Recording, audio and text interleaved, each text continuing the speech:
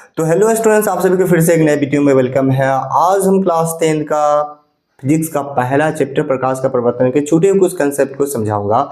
जैसे कि प्रकाशिक माध्यम किसे कहते हैं, तो समझते हैं। प्रकाशिक माध्यम यानी वह माध्यम जिनसे प्रकाश की किरणें गुजरती है उसे प्रकाशिक माध्यम कहते हैं।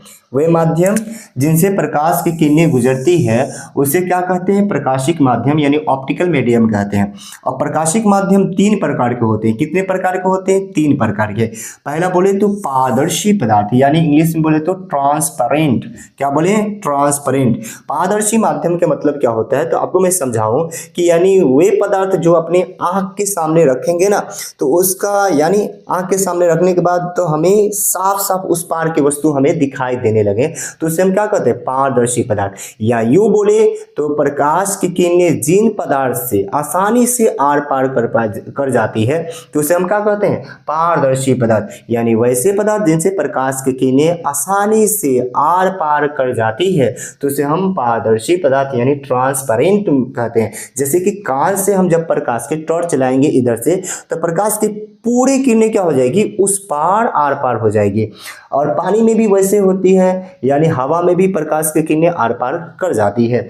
अब चलते हैं पारभासी पदार्थ किसे कहते हैं। दूसरा प्रकार है तो यानी वैसे पदार्थ जिनसे प्रकाश की किरणें कुछ ही भाग से आर पार कर जाती है उसे हम पारभासी पदार्थ कहते हैं। यानी वैसे पदार्थ जिनसे कुछ ही भाग से प्रकाश की किरणें आर पार कर जाती है उसे हम क्या कहते हैं? परभासी पदार्थ। या यूं बोली तो आप सिंपल लैंग्वेज में बोलना चाहते हैं तो कहेंगे कि यानी वही पदार्थ जिनसे हमें धुंधले दिखाई देते हैं, वे पदार्थ जिनसे हमें धुंधले दिखाई देते हैं उसे पारभासी पदार्थ यानी ट्रांसलूसेंट कहते हैं। जैसे कि घिसा हुआ कांच यानी रगड़ा हुआ जो कांच होता है, जब उसको हम आंख के सामने रखेंगे तो उस पार की वस्तु हमें धुली धुली दिखाई देगी।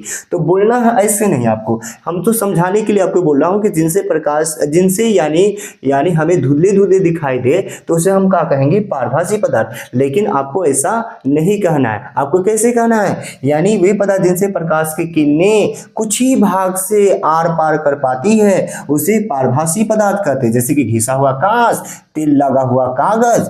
तेल लगा हुआ कागज से हम प्रकाश की किरणों को भेजेंगे तो कुछ ही प्रकाश की किरणें यानी उस कागज को आर पार कर जाएगी। लेकिन आंख की पलक देखेंगे तो आंख की पलक से ही कुछ ही प्रकाश की किरणें आर पार कर पाती हैं। अपारदर्शी पदार्थ यानी वैसे पदार्थ जिनसे प्रकाश की किरणें आर पार ही नहीं करती है। जैसे कि आपको लकड़ी को देखेंगे, या वैसे पदार्थ जिनसे हमें कुछ नहीं दिखाई देते हैं उसे हम क्या कहते हैं? अपारदर्शी पदार्थ। जिसे हम इंग्लिश में बोले ओपेक। क्या बोले? ओपेक। जैसे कि लकड़ी, लोहा, पत्थर, हम लोहा के प्लेट को हम अपनी आंख के सामने रखेंगे तो उस पार की वस्तु हमें नहीं दिखाई देगी, तो ये क्या होंगे? अपारदर्शी पदार्थ। अब इंपॉर्टेंट टॉपिक को देखते हैं, प्रकाश का परावर्तन। जब मैं इस चैप्टर को स्टार्ट कर रहा था प्रकाश का परावर्तन के बारे में बताया था। परावर्तन मतलब क्या होता है? लौटना होता है। क्या होता है? लौटना। जब प्रकाश की किरणें किसी सतह पर टकराती है, जब प्रकाश की किरणें किसी सतह पर टकराती है तो वह टकराकर उसी माध्यम में लौट जाती है, तो इसी लौटने को प्रकाश का परावर्तन कहते हैं। यानी प्रकाश की किरणें को किसी सतह से टकराकर लौटने को ही प्रकाश का परावर्तन कहते हैं। किसी सतह पर प्रकाश की किरणें टकराकर लौटने को ही प्रकाश का परावर्तन कहते हैं। या ऐसे बोलते हैं कि जब प्रकाश की किरणें किसी सतह पर पड़ती है तो वह टकराकर उसी माध्यम में लौट जाती है, तो उसी लौटने को प्रकाश का परावर्तन कहते हैं। अब देखिए यहाँ पर ये क्या होते हैं? ये आने वाली जो किरणें होती है उसे आपतित किरण कहते हैं। आपतित किरण। अब देखिए ये क्या होता है? परावर्तित किरण। यानी जो एक किरण आई यहाँ पर टकराई, अब दूसरी किरण बन जा रही है, को क्या बन रही? दूसरी किरण जो लौट जा रही है। अब इसके बीच में हम क्या करेंगे? एक अभिलंब डालेंगे, यानी एक लंब डालेंगे जिसको अभिलंब कहेंगे। अभिलंब। अब देखिए ये कोण और ये कोण, यानी अब देखते हैं यहाँ पर क्या ये क्या होता है? आने वाली किरण क्या होगा? आने वाली किरण को क्या बोलेंगे? आपतित किरण। लौटने वाली किरण को परावर्तित किरण। क्या बोलेंगे? परावर्तित किरण।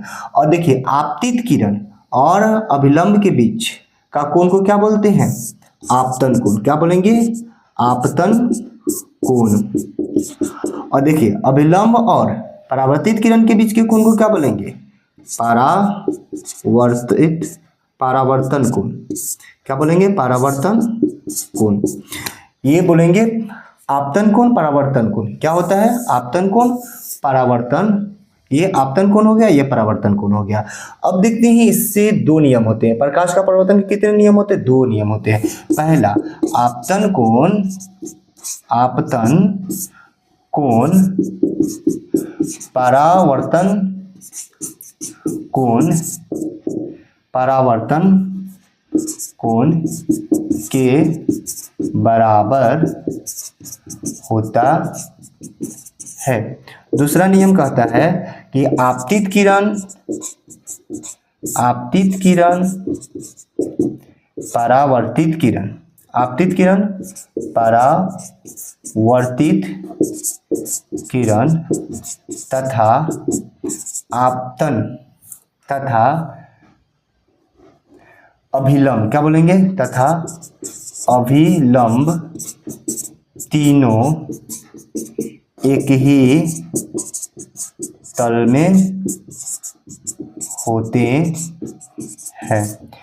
ये आपके लिए क्या है? प्रकाश का परावर्तन के नियम है और ये आपके एग्जाम में पूछता है। प्रकाश का परावर्तन किसे कहते हैं? प्रकाश के परावर्तन के कितने नियम है? ये डायग्राम बनाकर उस नियमों को लिखना होगा, तब जाकर आपको नंबर मिलेगा।